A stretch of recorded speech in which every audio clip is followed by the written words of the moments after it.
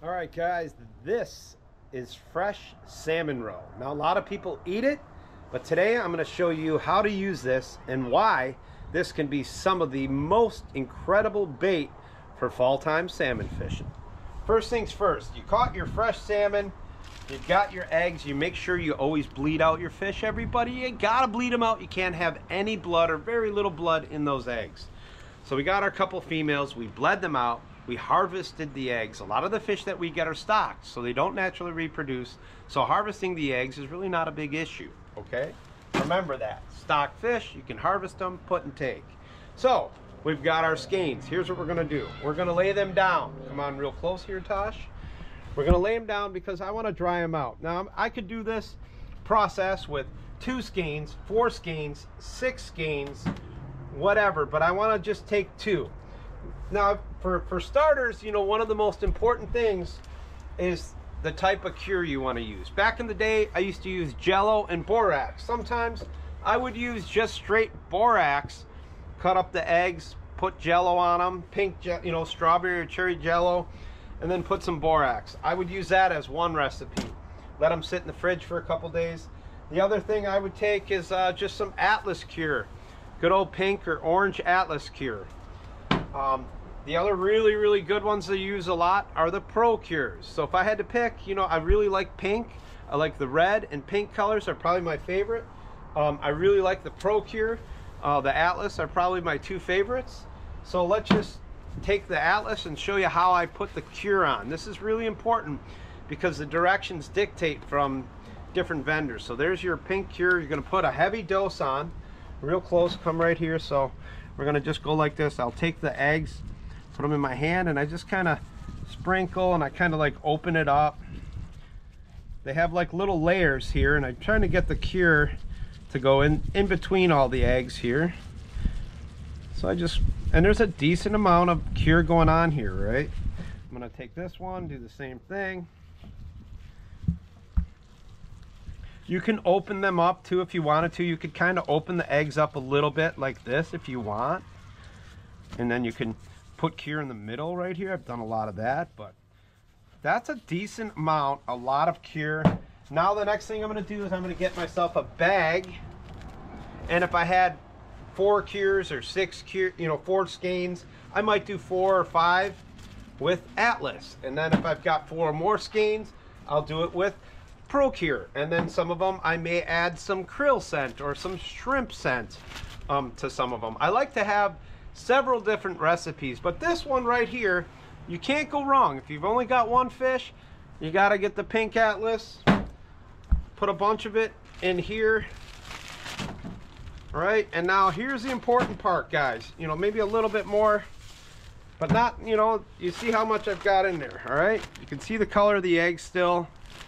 Now, after about 15 minutes or so, what's going to happen is this egg is going to go through a process. Now that you've got the cure on it and the salts and everything in it, it's going to break the egg down, and it's going to start to like bleed out or sweat out. There'll be a bunch of juice that starts to come through the egg. So what I like to do is every, you know, 4 or 8 hours, a couple times a day, you know, later on before I go to bed, I'll come out here and you'll see they'll all be all juicy. So I'll take them and I'll just mix them up like this.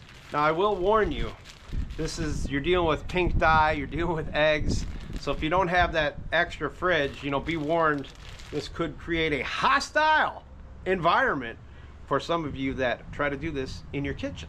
So you got this, you're gonna leave that like that. Now, tomorrow, the next day, 24 hours later, here's what your eggs should look like. Now I'm gonna do a 2-day cure, all right?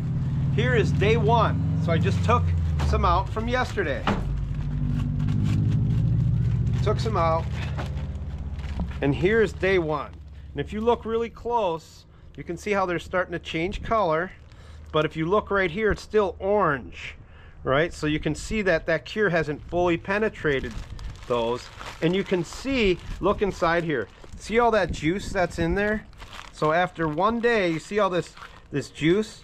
So what we're gonna do is for 2 days, this is what you do. You take these, you mix them up like this, And after 2 days of mixing them up like this, what'll happen is all of this juice that's in here, the majority of it, is going to reabsorb back into the egg. So what you'll see is just a little bit of juice. Then I'm going to come out here tomorrow and finish up this video and show you after the 2-day cure.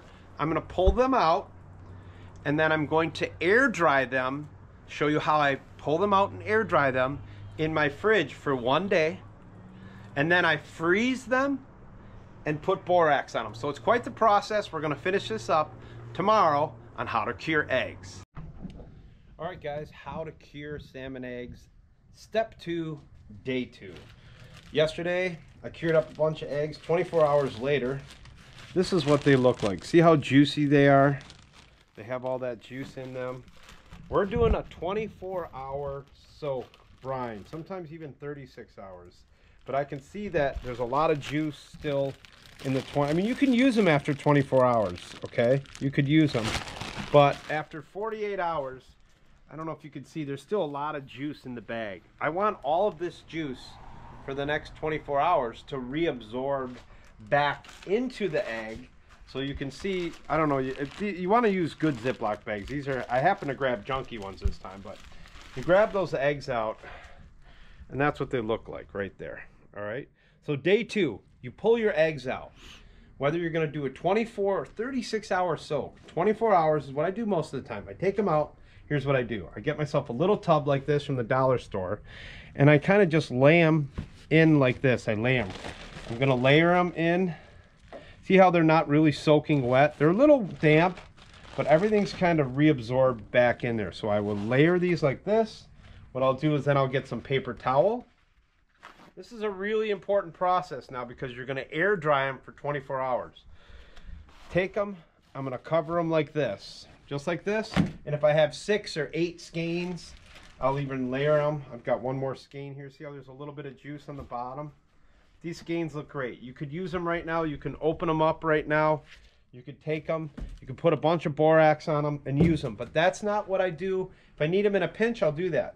But what I like to do is I like to layer them, and then I like to air dry them for 24 hours. So now I'm going to take these. I'm going to put them in my fridge. And tomorrow night after my trip, I'm going to come back and show you day 3, step 3, curing eggs. All right, guys, day 3, final steps for how to cure your salmon eggs. I want to show you real quick. Took these eggs, I air dried them 24 hours, and here's what they look like. Can you kind of see how they're not wet? They're a little moist. This one is on this side. That's fine. I'll air dry them. I'm going to lay them out. I layered them, so there's a few more. Just going to lay them out. Now what I'm going to do, so I'm going to get my borax, and you cannot put too much borax on them. So you can probably not put enough, but you can't put too much on. So basically, we're going to take our borax and we're going to just borax the snot out of all of them. Right? And what you're going to do now, and what's really important after you borax these eggs, and I was explaining to Cal and Silas, you know, like what the process of the eggs. So when you get these eggs out of a fish, if you get a loose salmon or loose trout, and you take those eggs and you tie them up and you use them, you'll notice they're pretty firm. But if you take those same eggs and you put them in your freezer and you take them out a week, a month, 2 months, a year later, you notice that the characteristic of the egg has definitely changed. It's a lot more of a what's the word? It extracts a lot more. They're more soupy.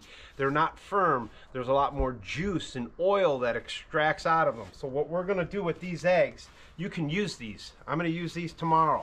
I'm going to take some fresh skein eggs like this. Maybe take 1 or 2 bags. I'm going to put a bunch of borax in them. And these are going to go right in the fridge. And I'm going to be able to use these. These are fresh. They're ready to rock. I'm going to catch fish on them.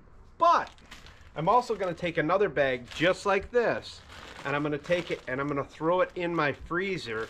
I'm going to vacuum seal it, and then a week or 2 or even a few days later, I'm going to take those eggs out.